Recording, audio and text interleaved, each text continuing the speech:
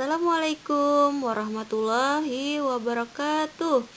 Alhamdulillah, puji syukur kepada Tuhan Yang Maha Esa, kita hari ini masih diberikan kesehatan, kesempatan untuk bisa belajar bersama-sama membahas mata pelajaran IPS kelas 8 semester 1, buku referensi Intan Pariwara.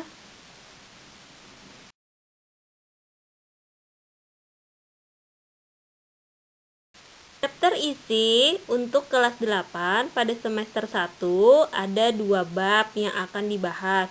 Bab yang pertama adalah interaksi keruangan dalam kehidupan di negara-negara ASEAN.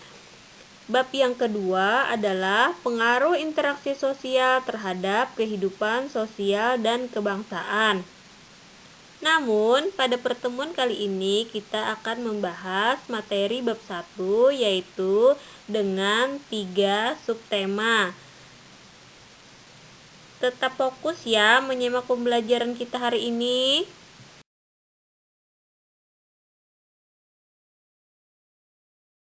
Baiklah, langsung saja. Untuk materi yang pertama yang akan kita bahas pada bab 1 yaitu interaksi keruangan dalam kehidupan di negara-negara ASEAN.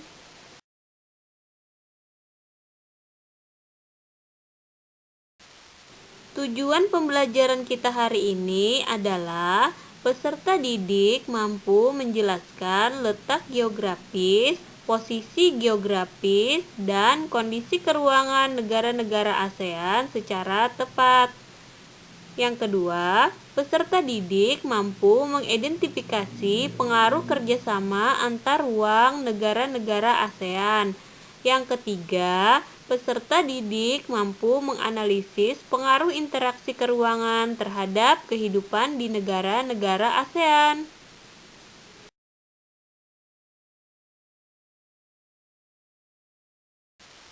ASEAN beranggotakan 10 negara, yaitu Indonesia, Malaysia, Filipina, Singapura, Thailand, Brunei Darussalam, Vietnam, Laos, Myanmar, dan Kamboja.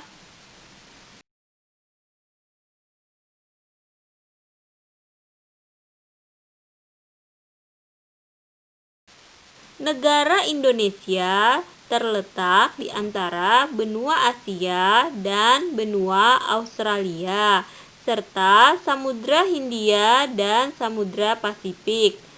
Komoditas ekspor meliputi gas alam, hasil hutan, tekstil, serta hasil pertanian dan peternakan. Negara Indonesia juga memiliki komoditas impor, meliputi minyak, perlengkapan industri, farmasi, dan kimia, serta barang elektronik dan otomotif.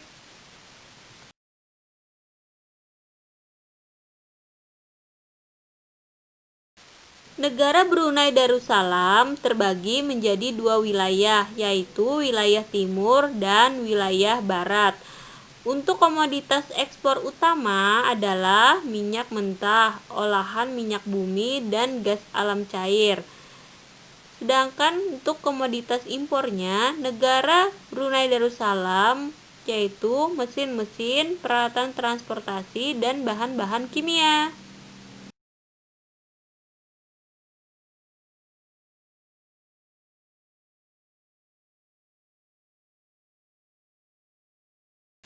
Negara Filipina memiliki banyak gunung api yang aktif. Komoditas pertanian negara Filipina antara lain beras, kelapa, tebu, jagung, pisang, nanas, mangga, daging sapi, telur, dan ikan. Sedangkan untuk komoditas industri, negara Filipina meliputi peralatan elektronik, tekstil, obat-obatan, kimia, dan mebel.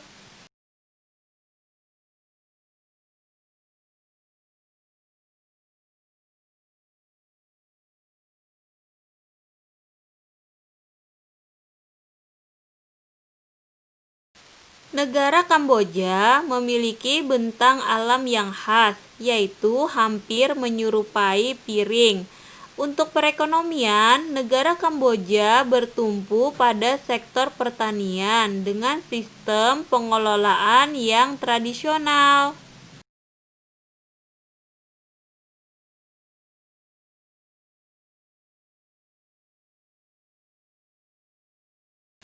Negara Laos adalah negara pegunungan dengan kawasan hutan tropis yang masih belum terjamah.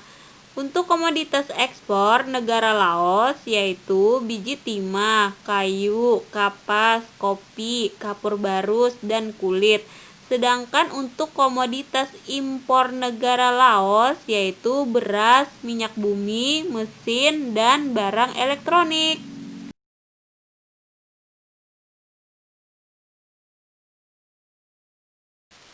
Negara Malaysia wilayahnya terbagi menjadi dua kawasan, yaitu Malaysia Barat dan Malaysia Timur. Selain pertanian, penduduk Malaysia bekerja di sektor pertambangan dan perindustrian.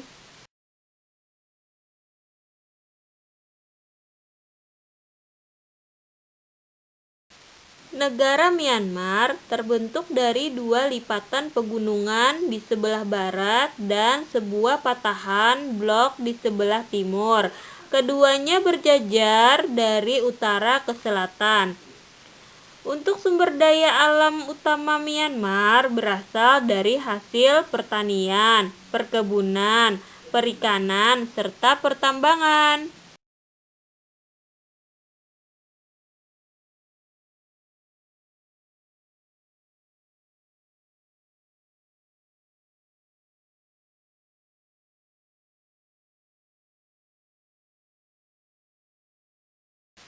Negara Singapura menjadi satu-satunya negara maju di ASEAN. Negara yang memiliki luas daratan yang sempit. Sumber daya alam yang terbatas menyebabkan Singapura mengembangkan kegiatan ekonomi dalam sektor industri dan jasa.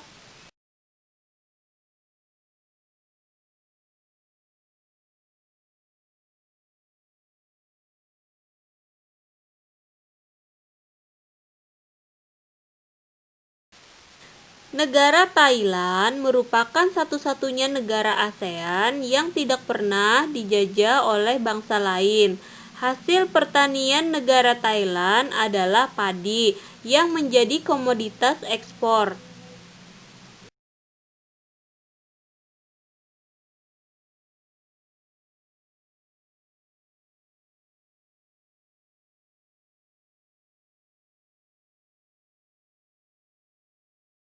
Negara Vietnam adalah negara ASEAN yang berada paling timur di semenanjung Indochina.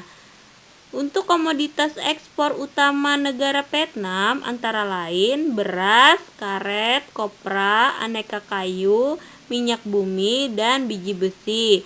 Sedangkan untuk komoditas impor negara Vietnam adalah bahan bakar minyak atau BBM, besi, baja, pupuk, obat-obatan, dan bahan kimia.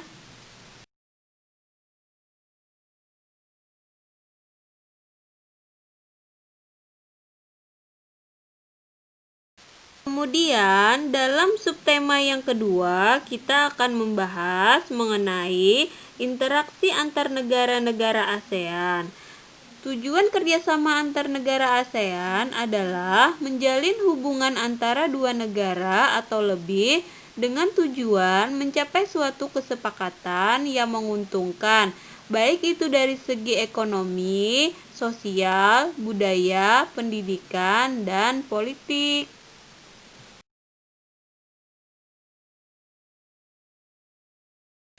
Terdapat faktor pendorong dan penghambat kerjasama antar negara ASEAN. Kalian bisa melihat apa yang menjadi faktor pendorong dan faktor penghambat kerjasama antar negara ASEAN.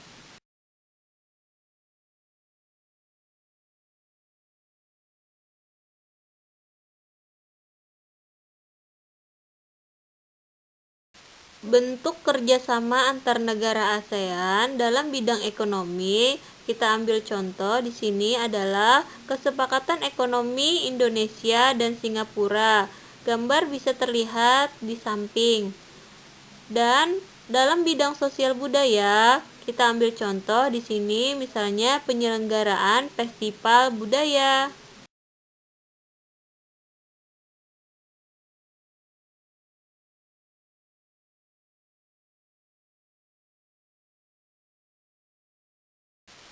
Begitu juga bentuk-bentuk kerjasama negara ASEAN dalam bidang pendidikan, kita ambil contoh misalnya pertukaran pelajar.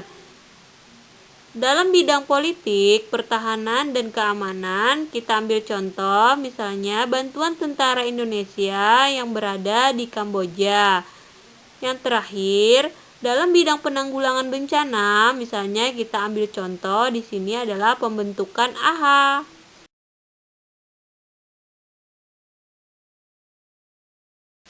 Upaya-upaya peningkatan kerjasama antar negara ASEAN. Yang pertama, 3 pilar ASEAN.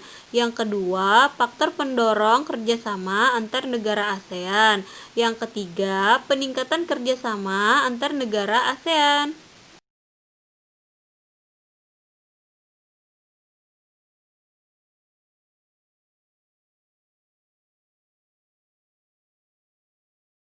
Selanjutnya, dalam subtema yang ketiga atau yang terakhir, kita akan membahas mengenai pengaruh perubahan dan interaksi keruangan terhadap kehidupan di negara-negara ASEAN.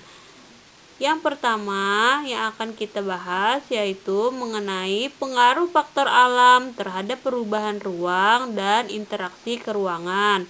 Yang kedua, pengaruh perkembangan teknologi terhadap perubahan ruang. Yang ketiga, pengaruh interaksi keruangan terhadap kehidupan ekonomi.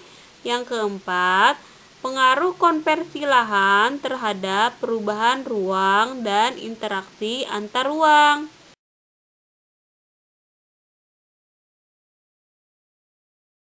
Silahkan kalian baca ya di bawah ini mengenai pengaruh-pengaruh interaksi keruangan terhadap kehidupan di negara-negara ASEAN. Demikian penjelasan pada pertemuan kali ini. Sekian dan terima kasih. Bila ada hal-hal yang masih belum jelas, mari bersama-sama kita diskusikan. Wassalamualaikum warahmatullahi wabarakatuh.